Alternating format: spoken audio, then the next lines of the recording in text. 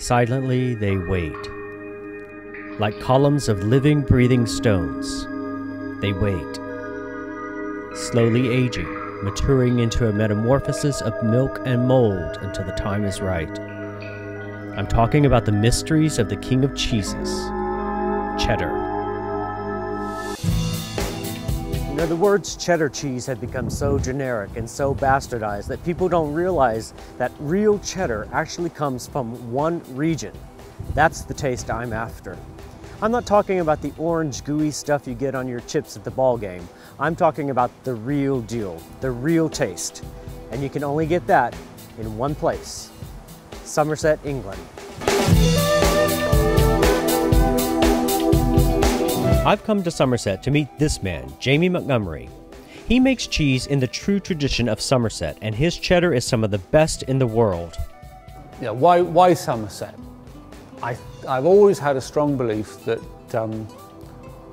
it's as simple as the fertility, as our capacity to grow big crops of really good grass. Now, officially, cheddar cheese has no designation of product origin. That's officially. But traditionally, all cheddar cheese must come from within a 30-mile radius of Cheddar, England. Jamie is one of only a handful of cheesemakers in the world who are making cheddar in the traditional way. By handful, I mean only 3. It all starts here, or more specifically, here.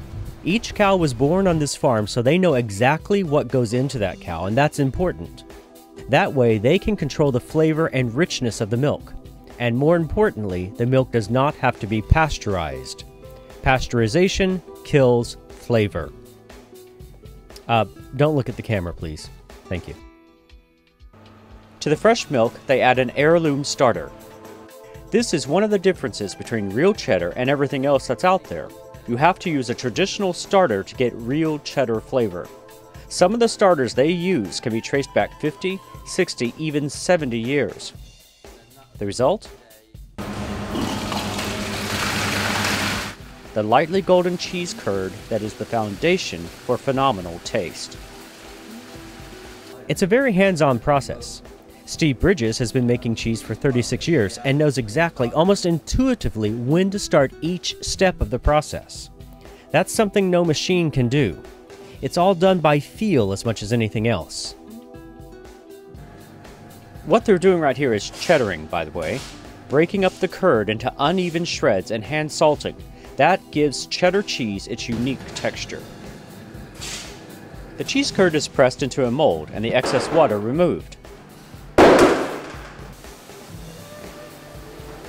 Our aim is to look after every element to give us as many different flavors happening in that cheese at the same time. Finally, each cheese round is wrapped in muslin that has been soaked in lard. It allows the cheese to dry out at the correct rate, not too fast, not too slow. The round is then sent to storage, and that is where the real magic happens. Each month, they taste and grade cheese that was made 3 to 6 months before to check its progress. How many are you tasting? Records are kept on each cheese with notes about what was happening on the day the cheese was made. But they admit they are trying to tame an unpredictable beast. The cheese takes on a life of its own.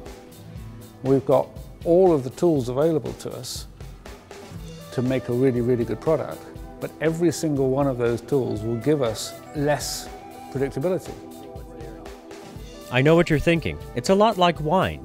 But instead of one vintage a year, Cheddar has a vintage every day, 365 days a year. There are cheeses that you come across that you get hugely excited about. That's the point of not making them all the same. The flavor of cheddar is something of Somerset, something in the soil, something in the air, yes. But it's also the dedication of the people, at the mercy of all these elements that make cheddar great. Taking no shortcuts, making no compromises.